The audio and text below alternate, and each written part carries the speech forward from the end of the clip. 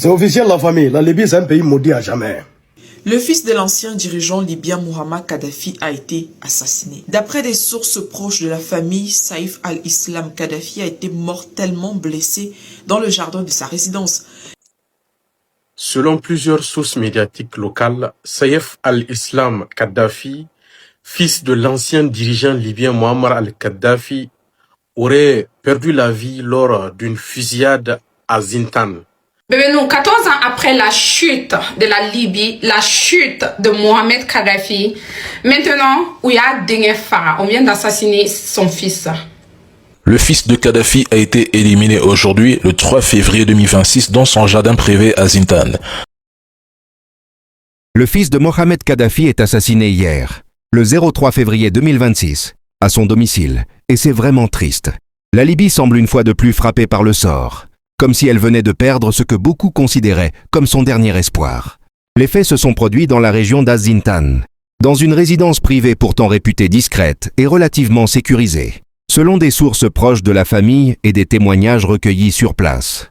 Bébé, nous, 14 ans après la chute de la Libye, la chute de Mohamed Kadhafi, maintenant, où il y a Dengefa, on vient d'assassiner son fils.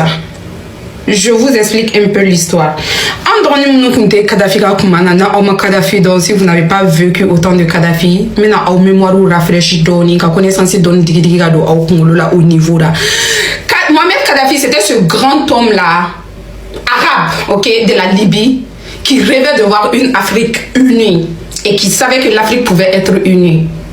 Mohamed Kadhafi kunyo o chaine chemi kundara la ko Afrique commençait à yere ka jeton, Afrique commençait à yere ka wari gland. Tous les États africains pouvaient être un État, ok, continent kononana, un bébé de dakelen fait ka bo dakelen fait. L'Afrique pouvait être propre et que le monde pouvait avoir besoin de l'Afrique, mais l'Afrique n'avait pas besoin du monde. La preuve en est que Mohamed Kadhafi et Nicolas Sarkozy a élection présidentielle de campagne présidentielle de financer propre tellement que fond kumbara parce que Libye est fana okuye jamana min kum benine ne do o ya ressources souterraines on a ressources sans fait tawye tellement que na folo kum Libye Mohamed Kadhafi kum kelene do ka sarale bla libyen kelene be kalo sa ibe barala ete barala ni eta na folo de mimbe si ima il façon na folo de mimbe si ima parce que il y avait le OEL, pétrolier. Pétrolier qui est la chute de tous les grands empires si tu ne sais pas comment faire. Parce que ni allez faire une bible vous savez de quoi je parle. Et à un moment, ils ont trouvé que Mohamed Kadhafi est gênant et que c'est un dictateur au lieu de haut fort. Pourtant, Europe yɛrɛ kɔnɔna na yan nɔ royaume bɛ yen n'a fɔ république bɛ yen cogo min na mais exemple kunkurunin de aw ma Norvège ni Danemark ni Suède ninnu filɛ nous on a des rois famille kelenw de tun bɛ ka anw mara depuis des dizaines d'années et des dizaines d'années mais premier ministre de bɛ changer o ye tubabula de pourquoi tubabuw tɛ wuli ko k'o dabila ko dictatoriat de do parce que c'est compris c'est normal et c'est vrai il y a des royaumes comme il y a des républiques quand on parle de royaume famille kelen de kan ka mara par exemple Mali filɛ Mali tɛ royaume ye o Mali ye république de ye. Voilà, donc on a une élection qui est mal on a fait nous. Mais ni pour mal par exemple, tantôt kata Maroc par exemple, Maroc est royaume Maroc kononana roi de be na le sara dinge bata na le sara adinge bata mo ti to différence ke o fait ni là quoi c'est tout chef de république nous chamanti to ko différence ke parce que ni do blala les ila de roti faire bouger lui fait aussi comme au roi donc Nazara yo o de utiliser Kadhafi comme quoi des années et des années avec jamana kele mara na ka famille o be ka libi wari ke ou makoye adonate aborate pourtant c'était pas le cas. C'était quelqu'un qui gouvernait bien son pays. Mais bon, Farafin te ko famille fona chena yoromina parce que malgré que la Libye soit de peau blanche, c'est des Farafins, c'est des Africains ou le continent africain là. Voilà. Au kononana willa hata Kadhafi mine fo a faso da ka farago mi wulu. Kadhafi photo de yera Facebook ni fo meka comme wulu un grand homme comme ça. Au kera o ma folo Kadhafi fanana mais au ko fait Libyen be regrettera parce que e ko flé ou jenselen flé européen no immigrants ni travaux forcés ya ram boulot animisa bonyana ko jugu au ko fait Kadhafi denga kelembe ale ma son ata exil là bien vrai que tous ses frères sa mère ses sœurs ou be jensela dio kono ata exil là mais lui il est resté en Libye en croyant à la puissance de son papa et en se disant que la Libye était avec ça wuli ka jo a 5 ans comme Libye de Kadhafi et il a commencé à travailler dans ce sens. par ses speeches, ses discours de révolution, par sa manière de voir le futur de la Libye et tout, a commencé à Djama sur Djama parce que les gens se sont rappelés que ni Fako Yomrobade, non, tout ni Fako, ni Misa Kontamine, donc on a tout vu c'est ça, non. Et lui, son rêve, c'était de voir cette Libye unie. Libye du Nord, Libye de l'Ouest, Libye de l'Est, Libye de pape, à unis les Nyoronkan. Et il commençait à travailler dans ce sens, il commençait à se faire aimer, il commençait à avoir des relations internationales et tout. Et les gens le croyaient. Et là, il commençait à être gênant comme son papa l'a été. Le 3 février 2026, 4 assaillants, Moronani, assaillants, ou donnera du la caméra de surveillance désactivée, car tout bon à Candron, car Farago cher. Maintenant, la question qui reste posée, qui aurait pu faire ça? Donc, les Américains, ce sont des groupes politiques rivaux. Nous n'y a pas comme danger parce qu'eux, ils ne veulent pas que la famille Kadhafi ait encore le pouvoir, même si la Libye doit se lever et se mettre sur ses pieds. Donc, au loup de l'eau. Donc, Dabi Mounia, il a fait affaire, il est jeune, au Dabi Kele, nous, au terrain Kele, nous, nous, nous, international, parce qu'il commençait vraiment à se faire des ennemis. Il parlait beaucoup. Il disait les secrets de son papa. Affaire, il drôle du Mouro, nous, maillot, Befala, aller de Bola, Sarkozy, Tafo. Mouro, Fanako, Kab, Sirake, Oufane, Anémo, mais on espère vraiment que les agents compétents de la Libye vont faire une enquête claire et transparente au niveau de son assassinat pour pouvoir nous donner des explications. C'est triste, c'est dommage et c'est malheureux. L'Afrique vient de perdre un homme encore puissant. Restez in peace. Ni ko yesra ni ka actu de ni ka actu radie ni ka présentation que tu radie kanana ni na ki abonné et en même temps vidéo une partager ni janyo yo mo ka nga découverte keke augmenter senga barala. Le fils de l'ancien dirigeant libyen Muammar Kadhafi a été assassiné. D'après des sources proches de la famille, Saïf al-Islam Kadhafi a été mortellement blessé dans le jardin de sa résidence. Les 4 assaillants présumés auteurs de cet acte ont pris la fuite. Al Jazeera rapporte également que toutes les caméras de vidéosurveillance de la maison de Kadhafi ont été désactivées juste avant cet acte crapuleux. Dans la nouvelle Libye. Selon plusieurs sources médiatiques locales, Saïf al-Islam Kadhafi, fils de l'ancien dirigeant libyen Muammar al-Kadhafi, aurait perdu la vie lors d'une fusillade à Zintan, dans l'ouest de la Libye. Son représentant Abdullah Othman a confirmé l'information sans toutefois donner de détails sur les circonstances exactes de l'incident. À ce stade, aucune communication officielle des autorités libyennes n'est venue préciser ou compléter ces informations. Paix à son âme et qu'Allah l'accueille dans son paradis. L'attaque a été rapide, silencieuse et d'une précision troublante. 4 hommes armés auraient pénétré la propriété après avoir neutralisé les caméras de surveillance, un détail qui laisse penser à une opération préparée avec minutie. Des coups de feu ont retenti à l'intérieur du jardin privé, brisant le calme apparent du quartier. En quelques minutes, tout était terminé. Les assaillants ont pris la fuite sans laisser de traces évidentes, profitant de l'absence de forces de sécurité capables d'intervenir rapidement. À l'arrivée des premiers voisins et des proches, la scène ne laissait guère de doute. Il ne s'agissait ni d'un simple acte criminel ni d'un incident isolé, mais bien d'une action ciblée. L'émotion est immense parmi ceux qui ont appris la nouvelle, et le choc dépasse largement le cercle familial. Sur le terrain, la tension est palpable. Les habitants parlent à voix basse, craignant de nouvelles violences. Pour beaucoup, cet assassinat symbolise l'état de décomposition avancé du pays. Les autres enfants de Mohamed Kadhafi vivent depuis des années en exil, loin de la Libye, contraints au silence pour des raisons de sécurité.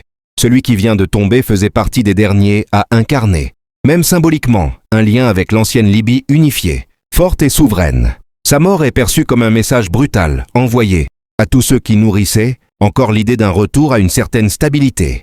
Dans les rues, les conversations convergent vers un même constat amer. La violence est devenue la seule langue du pouvoir. L'assassinat, survenu au cœur même d'une résidence privée, démontre qu'aucun lieu n'est désormais sûr. La Libye continue de s'enfoncer dans un cycle où règlement de compte, infiltration et élimination ciblée remplacent toute forme de débat politique.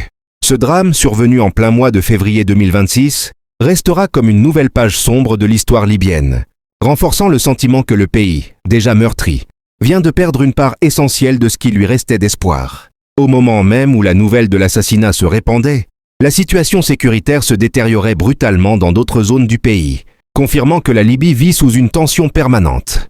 Dans la région de Hamada, aux abords de Tripoli, des affrontements armés ont éclaté, impliquant des groupes lourdement armés, liés à des factions influentes du gouvernement d'unité nationale.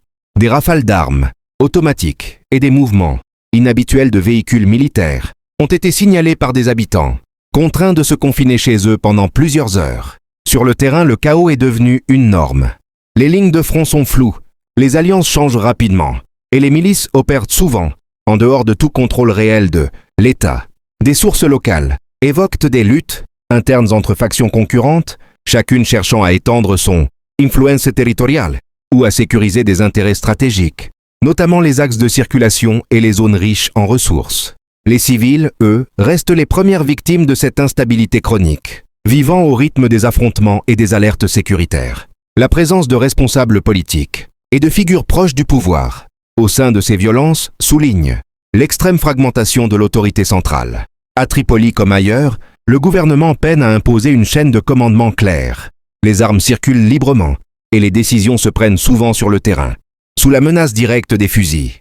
Cette réalité nourrit un climat de peur et d'incertitude, où chaque événement majeur, comme un assassinat ciblé, peut servir de déclencheur à une nouvelle flambée de violence.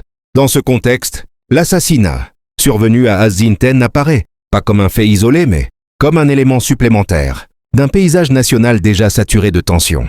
Les observateurs notent que chaque choc, politique ou sécuritaire, entraîne presque systématiquement des affrontements ailleurs dans le pays, révélant une Libye morcelée, incapable d'absorber le moindre séisme sans basculer dans la violence. La multiplication de ces foyers de crise montre à quel point la sécurité reste illusoire et dépendante d'équilibres précaires. Pour les Libyens, cette simultanéité des événements renforce le sentiment d'abandon. Beaucoup ont le sentiment de vivre dans un pays où l'État n'existe, plus que sur le papier, remplacé par une mosaïque de groupes armés aux agendas divergents. Les affrontements de Hamada, survenus dans un contexte déjà explosif, rappellent que la Libye reste prisonnière d'un engrenage où les armes parlent plus fort que les institutions et où chaque jour apporte son lot de violence et d'incertitude. Très vite, une question s'est imposée sur toutes les lèvres. Qui avait intérêt à faire disparaître cette figure devenue trop encombrante? Sur le terrain, les hypothèses se multiplient, mais aucune ne relève du hasard. Tout, dans la manière dont l'opération a été menée, renvoie à une élimination soigneusement planifiée.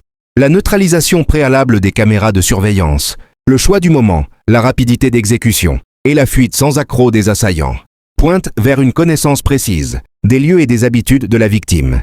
Pour de nombreux observateurs, une complicité interne ne peut être écartée. L'idée d'une trahison venue de l'intérieur circule avec insistance. Dans une Libye fragmentée, où les loyautés sont souvent dictées par l'argent, la peur ou l'opportunisme, les alliances se font et se défont dans l'ombre. Certains proches auraient pu être retournés, volontairement ou sous contrainte, fournissant des informations cruciales aux commanditaires. Ce scénario est d'autant plus crédible que les dispositifs de sécurité, déjà fragiles, semblent avoir été contournés avec une facilité déconcertante. D'autres sources évoquent une élimination politique assumée. Dans ce pays où le pouvoir se conquiert par les armes, toute figure capable de fédérer devient automatiquement une cible. Sa simple existence constituait un obstacle pour de nombreux acteurs qui prospèrent dans le désordre actuel. Le faire disparaître revenait à éteindre une voie, mais surtout à envoyer un message clair à ceux qui nourrissaient encore des ambitions politiques hors du cadre, imposées par les milices et les rapports de forces armées. L'hypothèse d'une infiltration menée par des rivaux internes ou soutenue de l'étranger est également prise au sérieux. Depuis 2011, la Libye est devenue un champ d'affrontements indirects entre puissances régionales et internationales, chacune soutenant ses pions locaux. Dans ce jeu cynique, l'élimination ciblée est une méthode courante pour redessiner l'échiquier politique sans passer par les urnes. Faire tomber un homme, c'est parfois affaiblir tout un courant. Ce qui frappe, au-delà des scénarios, c'est la convergence des intérêts. Trop d'acteurs, à l'intérieur comme à l'extérieur du pays, avaient des raisons de vouloir sa disparition. Cette accumulation d'ennemis potentiels renforce l'idée que l'assassinat n'est ni accidentel ni isolé, mais s'inscrit dans une logique froide, calculée, typique d'une Libye où la violence est devenue un instrument politique à part entière. Dans ce climat, la vérité se perd souvent entre silence forcé manipulation et peur des représailles. Au fil des années, il était devenu bien plus qu'un nom hérité d'un passé controversé. Sur le terrain, beaucoup le voyaient comme une figure, capable de raviver une dynamique politique longtemps étouffée par la guerre et les divisions. Saïf al-Islam Kadhafi, par son discours et son aura, incarnait pour une partie de la population l'idée d'un possible retour à une Libye unifiée, débarrassée des luttes intestines qui l'ont déchirée depuis plus d'une décennie. Cette image, qu'on l'approuve ou qu'on la rejette, lui conférait un poids politique réel. Ces derniers mois, plusieurs sources faisaient état de démarches discrètes mais actives visant à rassembler les loyalistes kadhafistes, ainsi que des tribus influentes du sud et de l'ouest du pays. Des contacts auraient été établis, des alliances esquissées, avec pour objectif de structurer un projet politique capable de peser face aux factions armées dominantes. Dans une Libye où peu de figures parviennent à fédérer au-delà de leur camp, cette capacité de rassemblement inquiétait profondément ses adversaires. Sa présence représentait une menace symbolique autant que stratégique. Pour certains groupes au pouvoir, il incarnait le risque d'un retour en arrière, d'une remise en cause des équilibres fragiles construits après 2011 pour d'autres, notamment à l'étranger. Il était le symbole d'une indépendance nationale susceptible de perturber des intérêts établis autour du pétrole, des contrats et de l'influence régionale. Dans ce contexte, son nom seul suffisait à cristalliser les peurs et les oppositions. Sur le terrain, les témoignages recueillis révèlent un soutien populaire discret mais réel, nourri par la lassitude face au chaos actuel. Beaucoup de Libyens, épuisés par l'instabilité, voyaient en lui une alternative, non par nostalgie aveugle, mais par désespoir face à l'échec des autorités issues de l'après 2011. Cette perception renforçait encore son statut de cible prioritaire dans un pays où toute perspective de changement dérange ceux qui profitent du statu quo. Sa disparition dans ce contexte apparaît comme un coup porté non seulement à un homme, mais à une idée, celle d'une possible recomposition politique, d'un retour à une certaine unité nationale. En l'éliminant, ses adversaires n'ont pas seulement supprimé une figure charismatique, ils ont cherché à étouffer une dynamique naissante. Dans la Libye actuelle, cette stratégie est tristement familière. Faire taire l'espoir avant qu'il ne prenne corps. 14 ans après la chute de Muammar Kadhafi, le constat sur le terrain est implacable. La Libye qui avait été promise à ses citoyens comme un futur espace de démocratie, de liberté et de prospérité n'a jamais vu le jour. Éternel. C'est officiel, la famille. La Libye, c'est un pays maudit à jamais. Oui. On ne peut rien faire pour la Libye. C'est-à-dire, ils n'ont qu'à laisser tomber. La Libye, c'est un pays maudit. À jamais. À vie. Les Libyens sont maudits. Wallahi billahi tallahi. On peut le dire haut et fort. Saïf al-Islam Kadhafi, le fils du colonel Kadhafi, a été abattu. Ouais. C'est-à-dire, celui-là même qui pouvait sortir la Libye de l'ornière. Son père a été abattu par l'OTAN, par Sarkozy, Obama et consorts en 2011. Parce que son père avait eu l'idée des États-Unis de l'Afrique et surtout de créer une monnaie africaine. Il était contre les intérêts des Occidentaux, et bien il a été abattu lâchement. C'est-à-dire plongeant le Libye dans un chaos, et créant tout le désordre qu'on connaît dans le Sahel. Tout le désordre qu'on connaît dans le Sahel, là, ça a été créé à cause de l'assassinat du colonel Kadhafi. La Libye a plongé dans la merde. Le pays a été divisé par des tribus. C'est-à-dire, la Libye est devenue un champ de bataille, un champ de guerre. C'est-à-dire un cimetière à ciel ouvert, où tout le monde est armé, où on peut t'abattre comme ça banalement.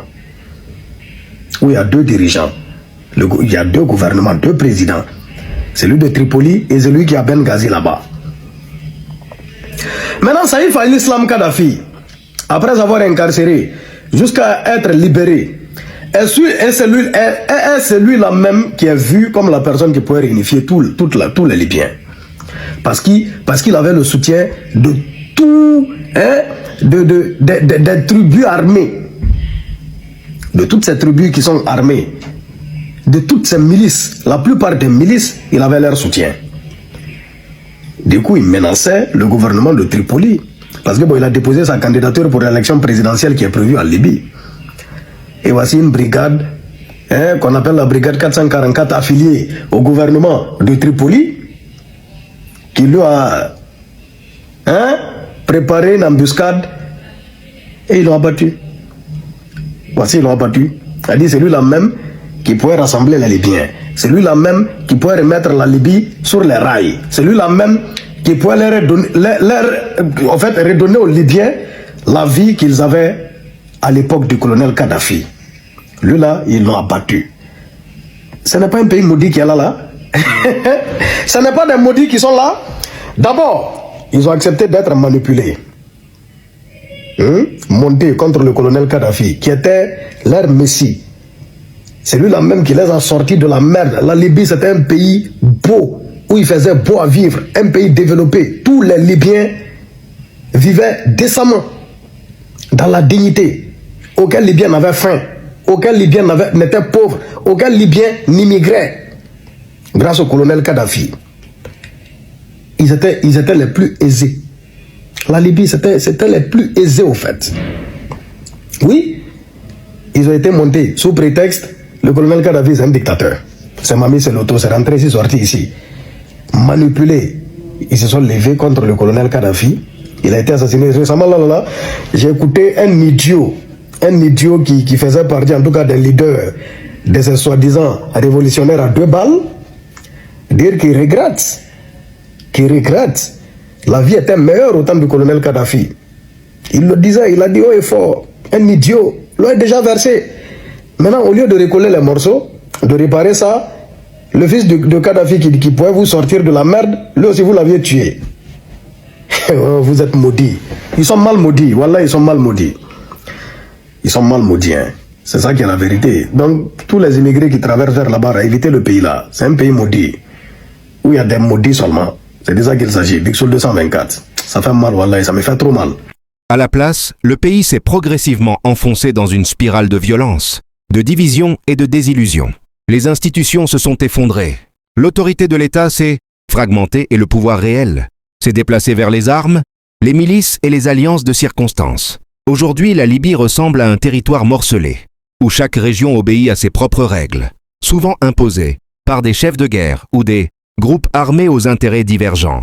Les ministères eux-mêmes sont régulièrement accusés de corruption, de collusion avec des milices ou de détournement de fonds publics. Les richesses du pays, notamment le pétrole, continuent d'attirer les convoitises, alimentant un système où le chaos devient une ressource, exploitée par ceux qui en tirent profit.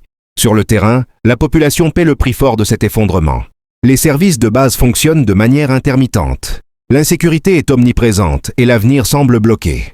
Beaucoup de Libyens vivent avec le sentiment amer d'avoir été trompés par les promesses de 2011, présentées à l'époque comme une libération historique. Ce qui devait être une transition vers un État moderne s'est transformé en un interminable cycle de crise et de violence. L'ingérence étrangère a également joué un rôle déterminant dans cette dérive. Depuis des années, la Libye est le théâtre de rivalités internationales, chaque puissance soutenant ses alliés locaux pour défendre ses propres intérêts, stratégiques et économiques. Cette instrumentalisation du conflit a empêché toute stabilisation durable et renforcé la dépendance des acteurs libyens à des soutiens extérieurs. Dans ce contexte, l'assassinat récent s'inscrit comme un symbole de plus d'un pays à bout de souffle. Il rappelle brutalement que la Libye de l'après 2011 est devenue un espace où la loi du plus fort prévaut, où les espoirs se brisent les uns après les autres. Pour de nombreux Libyens, ce drame confirme une réalité douloureuse. La promesse d'un avenir meilleur s'est dissipée, laissant place à un présent dominé par le chaos, la peur et la perte de repères. Après l'assassinat, un silence pesant s'est abattu sur les autorités libyennes. Aucune prise de parole ferme, aucune conférence de presse détaillée, aucune annonce claire d'une enquête indépendante. Sur le terrain, ce mutisme est interprété comme un aveu d'impuissance, voire de complicité passive. Les habitants d'Azintan, tout comme de nombreux observateurs, s'interrogent. Comment un crime d'une telle ampleur peut-il se produire sans provoquer de réaction immédiate de l'appareil d'État? Cette absence de réponse renforce l'idée que le pouvoir réel ne réside plus dans les institutions, mais dans des réseaux parallèles capables d'imposer le silence. Des sources locales évoquent des pressions exercées sur des témoins potentiels, appelés à se taire pour leur propre sécurité. Dans ce climat, parler devient un acte dangereux. Les forces de sécurité, fragmentées et souvent loyales à des groupes armés plutôt qu'à l'État, semblent incapables ou peu disposées à mener des investigations sérieuses. L'omerta s'installe comme une règle tacite, nourris par la peur des représailles et par la certitude que la vérité dérange trop d'intérêts puissants. Cette situation n'est pas nouvelle en Libye, mais elle atteint ici un niveau particulièrement préoccupant. Les crimes politiques, les assassinats ciblés et les disparitions restent le plus souvent impunis. Les dossiers s'accumulent sans suite, enterrés sous des déclarations creuses. Pour beaucoup de Libyens, cette affaire confirme que la justice est devenue un concept abstrait, vidé de son sens par les rapports de forces armées et les alliances occultes. L'absence de réaction officielle, crédible, alimente également les rumeurs et les spéculations. Faute d'informations fiables, chacun reconstruit sa propre version des faits, accentuant les divisions et la méfiance. Dans ce brouillard, la vérité se dilue, et le crime devient un outil de plus dans une guerre de l'ombre. Ce silence institutionnel, lourd et inquiétant, apparaît comme une violence supplémentaire infligée à une population déjà meurtrie. Au-delà du choc politique, c'est toute une société qui encaisse un nouveau traumatisme. Dans les quartiers, les cafés, les foyers, la nouvelle a ravivé des blessures jamais refermées. La peur est palpable, mais elle se mêle à une colère sourde et à une profonde lassitude. Beaucoup de Libyens confient ne plus être surpris par ce genre d'événements, tant la violence s'est banalisée au fil des années. Cette normalisation de l'horreur est peut-être l'un des signes les plus inquiétants de l'état du pays. Les familles vivent dans l'angoisse permanente. Les parents craignent pour leurs enfants, les jeunes doutent de tout avenir sur cette terre marquée par l'instabilité. L'assassinat a ravivé le sentiment que personne n'est à l'abri, quel que soit son nom, son passé ou son statut. Cette insécurité constante pousse certains à envisager l'exil, tandis que d'autres restent, par manque de moyens, enfermés dans une résignation forcée. Pourtant, derrière cette peur, la colère gronde. Une colère silencieuse, rarement exprimée publiquement, mais profondément ancrée. Beaucoup dénoncent un pays confisqué par des élites armées, indifférentes à la souffrance du peuple. Ils parlent d'un avenir volé, de promesses trahies, d'une révolution qui n'a apporté que ruine et division. Cette colère, faute d'espace politique pour s'exprimer, reste contenue, transformée en frustration quotidienne. Entre peur, colère et résignation, la population libyenne avance comme en apnée. Chaque drame renforce le sentiment d'abandon et d'impuissance. L'assassinat récent n'est pas seulement un fait divers politique. Il est le reflet d'une société épuisée, contrainte de survivre dans un pays où l'espoir est devenu fragile, presque dangereux à porter. Dans ce climat, beaucoup continuent de vivre, non par conviction mais par habitude, attendant sans y croire vraiment un changement qui tarde à venir. Hier, la Libye a été secouée par un événement dramatique et choquant. Saïf al-Islam Kadhafi, fils de l'ancien dirigeant libyen Mouammar Kadhafi, a été assassiné dans l'intimité de sa propre résidence. Selon des sources proches de la famille, l'attaque s'est déroulée dans le jardin de la maison, là où la victime se trouvait à ce moment précis. Les informations recueillies sur place indiquent que l'assassinat a été exécuté avec une précision inquiétante, laissant peu de place à la survie.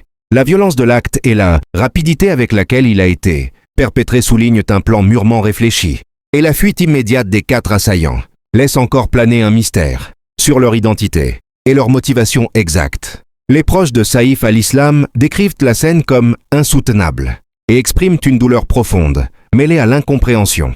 Le fils de l'ancien dirigeant, souvent considéré comme un espoir pour certains, Libyen en quête de stabilité politique, incarnait à la fois l'héritage d'une époque passée et l'ambition de réformer certaines dynamiques politiques. Sa disparition soudaine ravive non seulement le traumatisme d'une nation encore fragile après des années de conflits, mais crée également un vide symbolique et stratégique au sein des forces qui soutenaient sa présence politique. Les premiers éléments rapportent que les 4 auteurs de l'attaque ont réussi à s'échapper avant l'arrivée des forces de sécurité.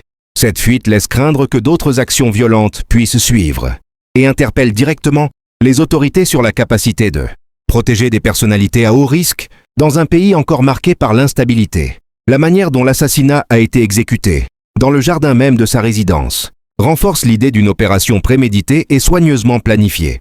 Le fait que les agresseurs, ayant pu pénétrer l'espace privé de Saïf al-Islam sans être immédiatement interceptés, soulève des interrogations majeures sur les dispositifs de sécurité et la vigilance des services chargés de la protection. Dans les heures qui ont suivi l'attaque, la tension dans la capitale et dans d'autres villes libyennes est montée d'un cran. Les habitants, déjà habitués à un climat d'insécurité, ressentent désormais une inquiétude renforcée face à l'ampleur de l'attaque. Des témoignages recueillis sur place décrivent un mélange de stupeur, de colère et de peur. L'assassinat de Saïf al-Islam Kadhafi est ainsi perçu non seulement comme un événement personnel tragique, mais aussi comme un choc pour tout le pays. symbolisant la fragilité persistante de la stabilité politique et sécuritaire en Libye. Les implications de cet assassinat sont lourdes. Elles dépassent le cadre familial pour toucher l'ensemble du paysage politique libyen. L'un des aspects les plus troublants de l'assassinat de Saïf al-Islam Kadhafi réside dans le mystère entourant la sécurité de sa résidence. Selon les informations recueillies auprès de sources proches de la famille, toutes les caméras de vidéosurveillance de la maison ont été désactivées juste avant l'attaque. Cette révélation jette une lumière inquiétante sur la planification de l'opération et soulève immédiatement des questions sur l'accès à des informations sensibles et sur la possible complicité interne. Dans un pays où la violence politique reste une menace permanente, le fait qu'un tel dispositif ait pu être neutralisé avec précision suggère une connaissance intime du lieu et des habitudes de la victime. Sur le terrain, les experts en sécurité interrogés par notre équipe de reportage soulignent qu'une désactivation coordonnée des systèmes de surveillance n'est jamais le fruit du hasard. Cela implique soit l'intervention d'un professionnel, soit la participation d'une personne ayant accès aux systèmes internes. Le scénario devient alors beaucoup plus préoccupant, car il ouvre la porte à l'idée que l'assassinat n'était pas simplement un acte impulsif ou aléatoire, mais bien une opération préméditée, calculée et exécutée avec une précision remarquable. Les forces de sécurité locales sont désormais confrontées à un défi majeur. Comprendre comment des criminels ont pu exploiter des failles internes pour pénétrer une résidence hautement surveillée et commettre un meurtre aussi audacieux. Les habitants et les témoins sur place décrivent une atmosphère de peur et de méfiance. Beaucoup s'interrogent sur la capacité des autorités à protéger les figures politiques et influentes dans un contexte où les infrastructures de sécurité peuvent être facilement contournées. L'incident démontre également que la sécurité physique, aussi sophistiquée soit-elle, n'est pas toujours suffisante si elle peut être compromise par des connaissances internes. Dans le cas de Saïf al-Islam, cette faille a été fatale et illustre les risques permanents auxquels sont confrontés les leaders et personnalités publiques en Libye, où les tensions politiques et les rancunes anciennes se traduisent, souvent par des actes de violence ciblés. Par ailleurs, cette désactivation suspecte des caméras a des implications juridiques et criminologiques majeures. Les enquêteurs doivent désormais élucider non seulement l'identité des 4 assaillants, mais aussi les raisons pour lesquelles les systèmes de surveillance ont été rendus inopérants au moment précis de l'attaque. S'agit-il d'une manipulation interne, d'un sabotage prémédité ou d'un simple dysfonctionnement technique exploité par les auteurs? Chaque hypothèse entraîne des répercussions profondes sur la confiance accordée aux dispositifs de sécurité et sur la perception que les Libyens ont de la protection de leurs élites politiques. L'assassinat de Saïf al-Islam Kadhafi ne se limite pas à un drame familial ou à un événement violent isolé. Il représente un véritable choc politique et social pour la Libye entière. La mort de cette figure controversée, fils de l'ancien dirigeant Mouammar Kadhafi, crée un vide politique majeur et relance l'incertitude. Dans un pays déjà profondément marqué par des décennies de conflits, de luttes de pouvoir et de divisions internes, Saïf al-Islam était perçu par certains comme un symbole d'un potentiel renouveau politique, capable de rassembler des factions et de jouer un rôle central dans la recomposition de la scène libyenne. Sa disparition soudaine met désormais en péril ses ambitions et pourrait exacerber les tensions entre différents groupes influents et milices armées encore présentes sur le territoire. Dans les heures qui ont suivi l'annonce de son